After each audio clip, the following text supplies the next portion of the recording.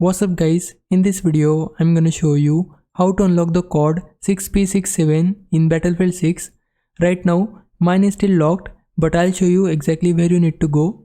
Open the menu and press Y or triangle to switch over to the rapid fire 1 challenge. Once you're in there, you'll see the requirements. You need to inflict damage with assault rifles for both of the listed challenges in order to unlock the weapon. Before you can start progressing, make sure your career rank is at least 15. You won't be able to unlock anything until you hit level 15, so check that first. After that, go to your assault class and equip an assault rifle so your damage actually counts. I'm using the M433 here, but any assault rifle will work. If you wanna level up quickly, you can jump into community and join a bot lobby. It's one of the fastest ways to get easy XP and stack damage with assault rifles. You can also run breakthrough. That mode gives you fast XP too. That's all you need to unlock it.